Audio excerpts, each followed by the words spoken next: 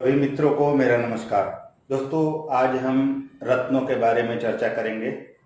आपको 6 वीडियो का एक सीरीज दूंगा जिसमें मेष से मीन तक सभी लग्न के बारे में, रत्नों के बारे में चर्चा करेंगे। हम जैसे मेष लग्न, वृषभ लग्न की आज चर्चा करेंगे, तो आज हम इसमें ये जानेंगे कि मेष लग्न या वृषभ लग्न में आपके योग कारक ग्रह कौन कौन से होते हैं, आपके अकारक या नेगेटिव ग्रह कौन कौन से होते हैं, आपको किन ग्रहों का रत्न पहनना चाहिए और किसका रत्न नहीं पहनना चाहिए।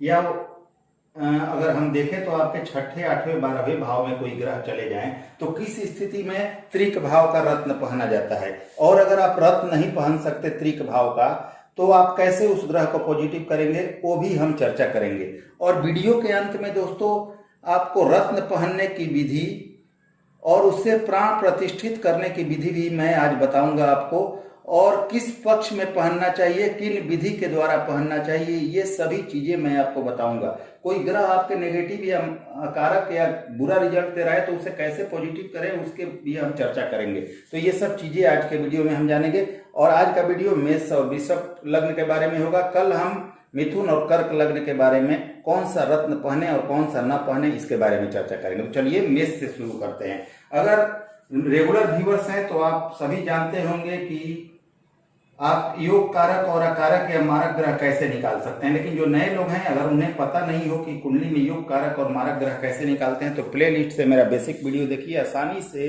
आप जान पाएंगे कि कौन सा ग्रह आपके योग कारक हैं और कौन से मारक हैं। तो चलिए शुरू करते हैं मेष लग्न से। दोस्तों, आपके लग्न यानी प्रथम भाव में अगर 1 लिखा है तो आप मेष लग्न के हैं और आपके लग्नेश मंगल देव होते हैं, लेकिन इनकी एक राशि आपके अष्टम भाव में भी आती है। मेष राशि, मेष लग्न के मालिक मंगल देव होते हैं और इनकी एक राशि अष्टम भाव में भी आती है, लेकिन ये मूल त्रिकोण राशि है, तो जब भी इनकी महादशा चलेगी यह लग्न का फल ज्यादा देंगे, लेकिन अष्टम भाव का भी फल देंगे और यहाँ का नेगेटिव फल देंगे। कोई भी ग्रह चाहे लग्नेश हो या त्रिकोण का मालिक हो, अगर उसे एक त्रिक भाव प्राप्त होता है तो उस त्रिक भाव के फल देने का अधिकारी वही ग्रह होता है। भले ही वह शुभ ग्रह है लेकिन अपनी दशा में शुभ भाव के अलावा अशुभ भाव का भी फल देता है। तो यहाँ लग्नेश आपके मंगल लग्न का फल ज्यादा देंगे क्योंकि मूल त्रिकोण लग्न में आ रही है, लेकिन इस भाव का भी फल अपनी दशा में जरूर देंगे।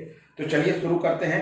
अगर आप मेष लग्न के हैं तो कौन सा रत्न पहनना चाहिए और कौन सा नहीं पहनना चाहिए। दोस्तों, अगर आप मेष लग्न के हैं, मंगल देव आपके लग्नेश हैं, तो मंगल सबसे ज्यादा योग कारक ग्रह इस कुंडली में होते हैं क्योंकि लग्नेश हैं। तो प्रथम योग कारक मंगल हुए, इनके मित्र दूसरे योग कारक कर्क राशि की चंद्रमा हुए, क्योंकि कर्क राशि चतुर्थ भाव में सुख के भाव में आ रही है, तो यहाँ चंद्रमा इनके मित्र हैं और यह अच्छे भाव के स्वामी हैं, तो ये भी योग कारक होंगे। तीसरे त्रिकोण के मालिक सूर्य देव, क्योंकि पंचम भाव के मालिक होते हैं, इनके मित्र हैं, तो यहाँ सूर्य देव भी योग कारक होंगे। 9 भाव के स्वामी गुरुदेव यानी गुरु बृहस्पति हैं, भाग्य भाव त्रिकोण का स्वामी है ये, तो ये भी योग कारक होंगे। तो मंगल, चंद्रमा, सूर्य और गुरु, ये चारों इस कुंडली में अति योग कारक ग्रह हैं। अब बात करें शनि की, तो शनि को दोस्तों एक कर्म भाव यानी कि बहुत बेजोड़ कैरियर का भाव मिला हुआ है और एक सामान्य भाव मिला हुआ है, आय भाव मिला हुआ है, लेकिन यह भाव छोटी मोटी बीमारियों के साथ आपके आय को भी दिखाता है, इसलिए इस भाव का इंपॉर्टेंट फिर भी है। तो यहाँ दोस्तों एक बहुत अच्छा घर मिलने के कारण और एक सामान्य भाव के मिलने के कारण शनिदेव इस कुंडली में सम यानी तटस्थ होते हैं और तब तक योग कारक होते हैं जब तक वह नेगेटिव भाव में या नीच वगैरह के ना हो जाए, तो शनिदेव को भी हम योग कारक ही मानेंगे। तो मंगल, चंद्रमा, सूर्य, गुरु और शनि योग कारक हैं। लग्नेश के शत्रु होने के कारण और द्वितीय तथा सप्तमेश होने के कारण शुक्रदेव इस कुंडली में अकारक होते हैं यानी मारक होते हैं। तो इस कुंडली में शुक्रदेव मारक होते हैं तथा तृतीय से षष्ठेश होने के कारण इस कुंडली में नेगेटिव होते हैं बुध देव। तो शुक्र और बुध इस कुंडली में नेगेटिव होते हैं।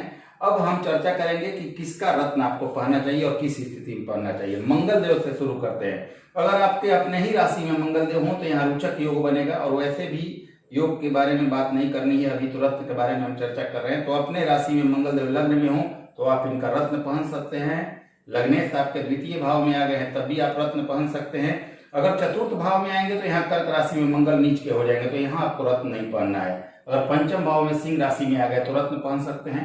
सप्तम भाव में तुला में आ गए तो भी आप रत्न पहन सकते हैं। यहाँ से अपने भाव और अपने राशि को लग्न को देखेंगे, बहुत अच्छी स्थिति है, यहाँ का भी रत्न आप पहन सकते हैं। 9 भाव और भाग्य भाव में अगर आ जाए धनु राशि में तो भी आप रत्न पहन सकते हैं। अगर मंगल देव 10 नंबर राशि या 10 नंबर भाव में मकर राशि में आ जाए तो यहाँ एक तो उच्च के होंगे, दूसरे दिग्बली भी होंगे, तो बहुत ज्यादा श्रेष्ठ परिणाम देंगे यहाँ पर। तो आप यहाँ का भी रत्न पहन सकते हैं। मंगल देव अगर आए भाव में कुंभ राशि में आ जाते हैं तब भी आप रत्न पहन सकते हैं। तो मंगल देव लग्न में, धन भाव में, पंचम भाव में, सप्तम भाव में, नवम, दसम और एकादश भाव में, इनमें से कहीं भी हों तो आप इनका रत्न पहन सकते हैं और श्रेष्ठ लाभ ले सकते हैं। अब बात करते हैं चंद्रमा के। तो चंद्रमा आपके लग्न में हो, क्योंकि योग कारक हैं। मंगल देव का आपको मूंगा पहनना है अगर अच्छे भाव में जहां जहां मैंने बताया वहां पर हैं। अब चंद्रमा का मोती आपको किस स्थिति में पहनना है? चंद्रमा अगर लग्न में हो तो आप पहन सकते हैं। धन भाव में उच्च के हो जाएंगे, यहाँ भी पहन सकते हैं आप। चंद्रमा चतुर्थ भाव में है तो पहन सकते हैं। चंद्रमा पंचम भाव में अगर है सिंह राशि में तब भी पहन सकते हैं। चंद्रमा यहाँ आपके सप्तम भाव में है तब भी पहन सकते हैं। नवम भाव में धनु में हो तब भी पहन सकते हैं। मकर में हो दसम भाव में तब भी पहन सकते हैं। और आय भाव में कुंभ राशि में हो तब भी आप इनका रत्न पहन सकते हैं। अब सूर्य की बात करें, सूर्य का माड़ी के अरूबी आप किस अवस्था में पहन सकते हैं? सूर्य लग्न में आ जाए तो उच्च के हो जाएंगे मेष राशि में, इनका रत्न पहन सकते हैं। धन भाव में आ जाए तो पहन सकते हैं। अगर सूर्य देव यहाँ चतुर्थ भाव में आ जाए तब भी आप इनका रत्न पहन सकते हैं। पंचम भाव में स्वयं की राशि में, सिंह राशि में हो तो पहन सकते हैं। यहाँ तुला में नहीं पहनेंगे क्योंकि तुला में सूर्य देव नीच के हो जाते हैं। धनु राशि में आ जाए तो श्रेष्ठ है, पहनिए रत्न। अगर मकर में आ गए तो यहाँ दिग्बली हो जाएंगे दसम भाव में, और ज्यादा बढ़िया करियर वगैरह जॉब वगैरह दे देंगे, तो यहाँ भी पहन लीजिए आप कि अगर सूर्य देव यहाँ आ गए तो। अगर कुंभ में एकादश भाव में आ गए तब भी आप इनका रत्न पहन सकते हैं। अब हम बात करेंगे दोस्तों, सूर्य का भी हमने बात कर लिया। धनु राशि यानी कि धनु राशि के मालिक गुरुदेव की बात करेंगे। तो गुरुदेव आपके भाग्य भाव के स्वामी होकर अति श्रेष्ठ है।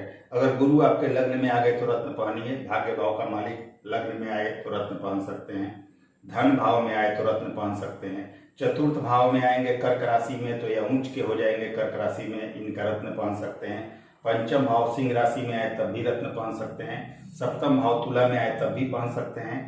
धनु में अगर आ गए अपने राशि में तब भी पहन सकते हैं। अगर यहाँ कर्म भाव में आते हैं तो मकर राशि में नीच के हो जाते हैं तो यहाँ का रत्न नहीं पहनना है। अगर कुंभ राशि में आए भाव में आ गए तब भी आप यहाँ इनका रत्न पहन सकते हैं। तो हमने मंगल, चंद्रमा, सूर्य और गुरु के बारे में चर्चा किया। अब शनि पर चर्चा करते हैं दोस्तों। शनि का रत्न विशेष स्थितियों में और बहुत हिसाब से पहनना होगा। चलिए इसकी भी चर्चा करते हैं। अगर शनि देव आपके लग्न में है तो यहाँ नीच के होंगे, आपको नहीं पहनना है। 1 नंबर मेष राशि में नीच के हो जाते हैं। अगर धन भाव में कर्मेश आपका आ गया तो आप रत्न पहन सकते हैं। अगर चतुर्थ भाव में शनि आ गए तो रत्न पहन सकते हैं। पंचम भाव में भी अगर शनि आ गए तो रत्न पहन सकते हैं। तुला में या उच्च के सप्तम भाव में आ जाएंगे तो भी आप रत्न पहन सकते हैं। अगर धनु राशि में 9 भाव में आ गए तब भी पहन सकते हैं। मकर में भी आ गए तब भी आप इनका रत्न पहन सकते हैं अपने राशि में। और कुंभ में आ गए तब भी आप इनका रत्न पहन सकते हैं। तो शनि देव इन भावों में कहीं हो तो आप इनका रत्न पहन सकते हैं। अब इस कुंडली में आपको द्वितीय और सप्तमें से यानी शुक्र का ओपल या डायमंड नहीं पहनना है और बुध का पन्ना इस कुंडली में, मेष लग्न कुंडली में कभी नहीं पहनना है, क्योंकि ये दोनों आपकी कुंडली में नेगेटिव होते हैं। तो शुक्र का बुध का पन्ना और शुक्र का डायमंड या ओपल आपको इस कुंडली में नहीं पहनना है।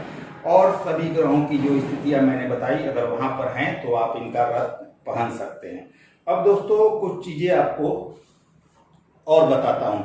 अगर विशेष स्थिति को देखा जाए तो विशेष स्थितियों में तृतीय भाव का भी रत्न पहना जाता है, क्योंकि किसी भी शास्त्र में तृतीय भाव का रत्न पहनने से मना नहीं किया गया है। तो कोई ग्रह अगर अच्छी पोजीशन में है तो तृतीय भाव में है तो उसका रत्न आप पहन सकते हैं। भाग दौड़ मेहनत बढ़ेगी लेकिन भाग्य भी आपका साथ देगा मेहनत के अनुसार। तो तृतीय भाव का भी रत्न पहना जाता है। अब दोस्तों इन सभी योग कारक ग्रहों में से आवश्यकता अनुसार जिसकी जरूरत आपको ज्यादा हो आप कुंडली देखकर उसका रत्न पहन सकते हैं। कोई मृत है, अस्त है, अच्छे भाव में होकर तो उसको बल बढ़ाने के लिए, या किसी की दशा अंतरदशा चल रही है तो उसका फायदा लेने के लिए आप योग कारक ग्रहों का रत्न पहन सकते हैं। अब आपको रत्न कितने रत्ती का पहनना है? तो अगर मान लीजिए आपका वजन 80 किलो है तो सवाई होना चाहिए। सवाई का मतलब ये है कि 9.25 रत्ती का कम से कम लाइफ टाइम जो रत्न है, मान लीजिए गुरु का रत्न पहन रहे हैं तो पुखराज अगर पहनना है तो 9.25 रत्ती का आपको पहनना चाहिए। लेकिन अगर वही उपरत्न पहन रहे हैं तो उपरत्न थोड़ा ज़्यादा वजन का पहनना चाहिए। तो अगर 80 किलो वेट है तो उपरत्न आपको 10 रत्ती से कम नहीं पहनना चाहिए। लेकिन अगर लाइफ टाइम रत्न पुखराज पहन रहे हैं गुरु का, तो आपको सवाई आपके वजन से यानी 80 किलो है तो 9.25 रत्ती का पहनना चाहिए, वो आपको ज़्यादा फायदा देगा।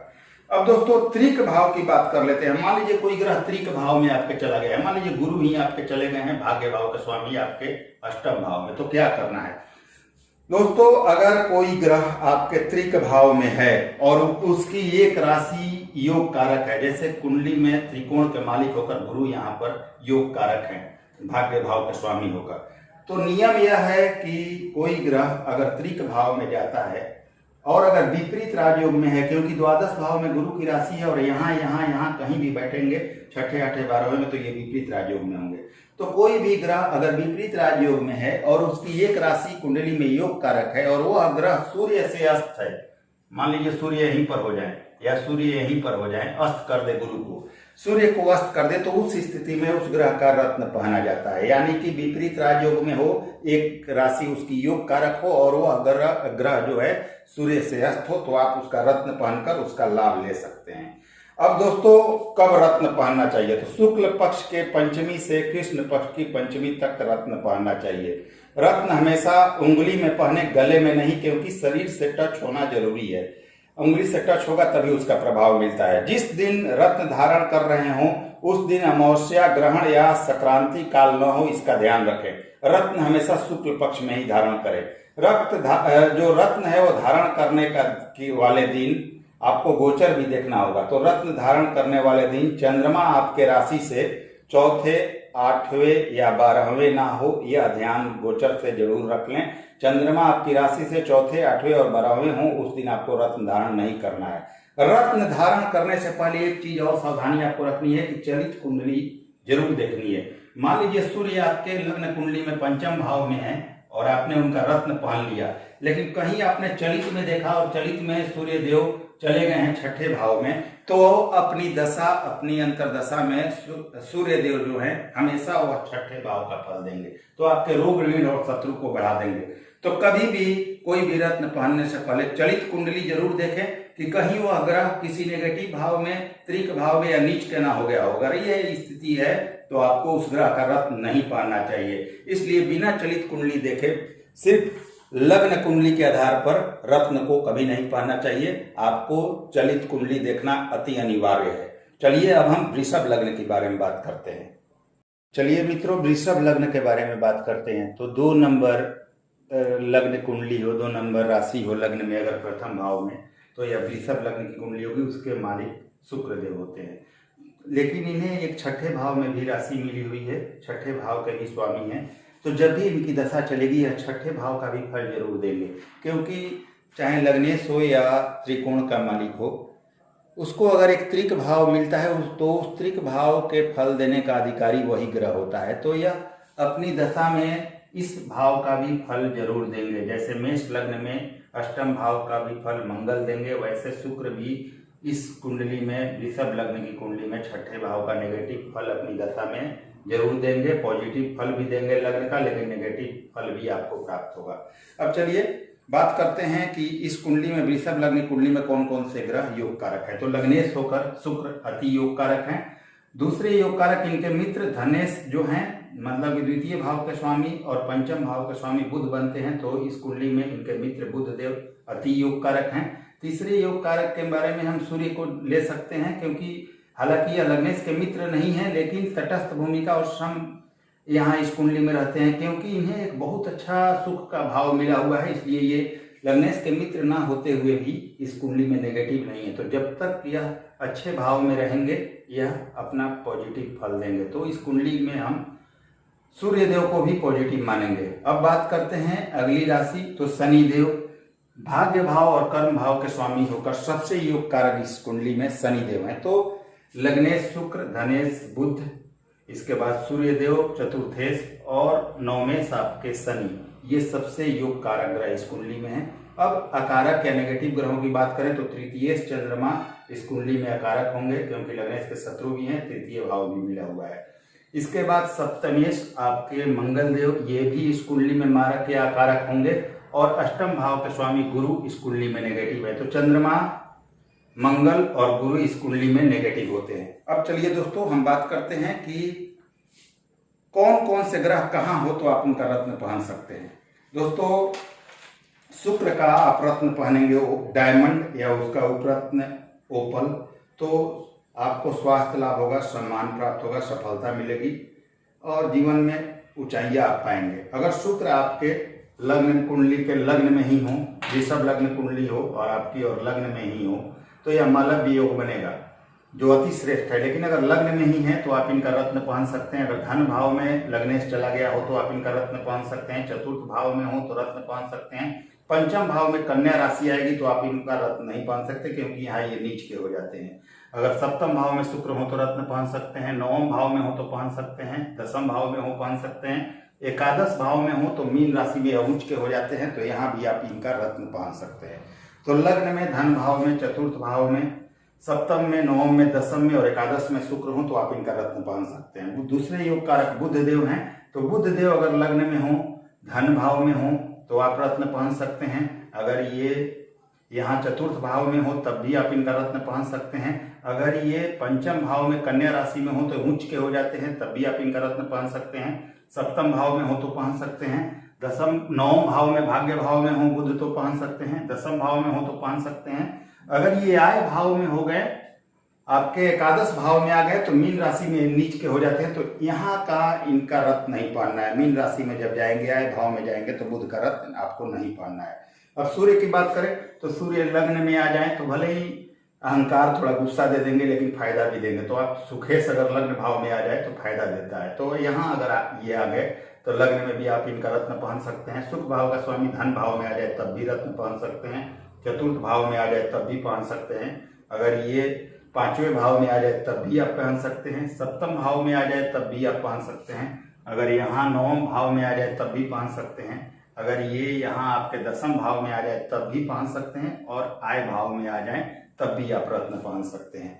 इसके बाद अगर हम बात करें इस कुंडली में तो शनि की, तो शनि कहाँ हो तो आप रत्न पहनेंगे। अगर लग्न में हो, सबसे योग कारक ग्रह शनि है, तो लग्न में हो तो पहनिए। धन भाव में हो तो पहने। आपके चतुर्थ भाव में हो तो पहने। पंचम भाव में हो तो पहने। आपके सप्तम भाव में हो शनि तो आप इनका रत्न पहन सकते हैं। अगर ये नवम भाव में है, मकर राशि में, तब भी आप इनका रत्न पहन सकते हैं क्योंकि अपने ही राशि में होंगे। और यहाँ अगर दसम भाव में कुंभ राशि में हो तब भी पहन सकते हैं। और अगर आय भाव में मीन राशि में हो तब भी पहन सकते हैं। अब दोस्तों यहाँ पर हमने योग कारक ग्रहों का प्लेसमेंट कहाँ कहाँ हो तो आप रत्न पहन सकते हैं ये जाना।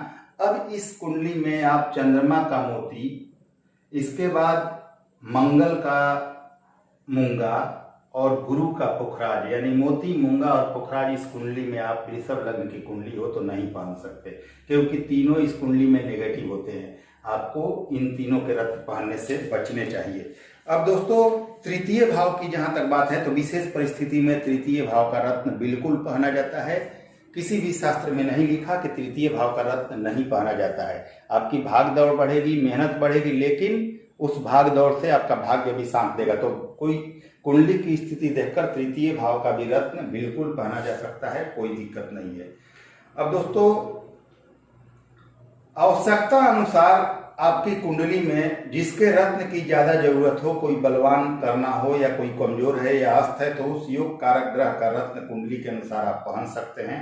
रत्न का वजन आपके वजन से सवाई होना चाहिए। जैसे कि 70 किलो अगर आपका वेट है तो 8.25 रत्ती का कम से कम रत्न होना चाहिए, जो लाइफ टाइम रत्न होता है। वही अगर आपको उपरत्न पहनना है तो आपके वजन से ज़्यादा थोड़ा होना चाहिए, क्योंकि आप मान लीजिए 70 किलो के हैं तो उपरत्न अगर आपको पहनना है तो 9 रत्ती प्लस पहनना चाहिए आपको। लेकिन 70 किलो के हैं और लाइफ टाइम रत्न पहनना है तो 8.25 रत्ती, सवाई गुना बहुत जरूरी है। तो सवाई अगर आपसे रत्न हो तो बहुत ज़्यादा फायदा देता है और वही काम करेगा। अगर आपके वजन से कम का रत्न हो तो वह फायदा नहीं देता है।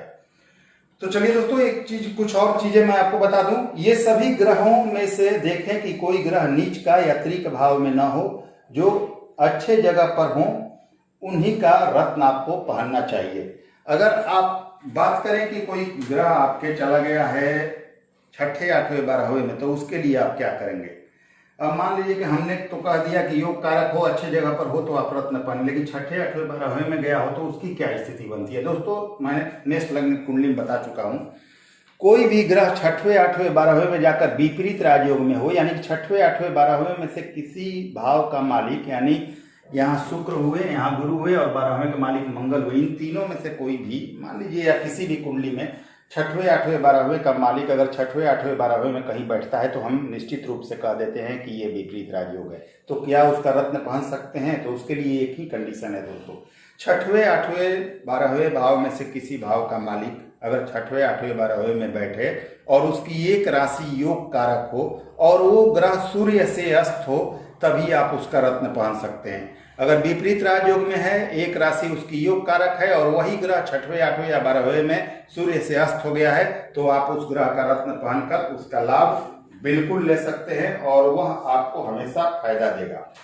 अब चलिए कुछ चीजें और बता दूं आपको दोस्तों कि शुक्ल पक्ष से पंचमी से लेकर कृष्ण पक्ष की पंचमी तक कोई रत्न आपको पहनना चाहिए। रत्न हमेशा हाथ में पहने, गले में उतना इफेक्टिव नहीं होता, क्योंकि आपके त्वचा या शरीर से अंगुली से स्पर्श करना जरूरी है। जिस दिन रत्न धारण करें उस दिन अमावस्या, ग्रहण या संक्रांति काल ना हो, इसका ध्यान रखें। रत्न शुक्ल पक्ष में ही पहना जाता है। रत्न धारण करने के दिन चंद्रमा आपके राशि से चौथे 8वें या 12वें न हो, इसका ध्यान रखें। और रत्न कभी भी पहनने से पहले चलित कुंडली जरूर देखें। कहीं हो सकता है कि मान लीजिए आपने बुध का रत्न, यहाँ बुध आपके लग्न कुंडली के छठे भाव में उच्च के हैं, लेकिन चलित आपने देखा तो यहाँ चले गए हैं छठे भाव नहीं, ये 6 नंबर राशि कन्या राशि में अगर उच्च के हैं, आपने देखा लग्न कुंडली के बुधदेव और यहीं पर बैठे हैं लग्न कुंडली में, तो आप तो बोलेंगे कि उच्च के हैं, बहुत अच्छे हैं, धनेश हैं, आप इनका रत्न पहन सकते हैं। लेकिन चलित में कहीं यह छठे भाव में तुला राशि में चले गए हैं, तो अपनी दशा में पूर्णतः फल यह छठे भाव का देंगे, रोग ऋण शत्रु बढ़ा देंगे।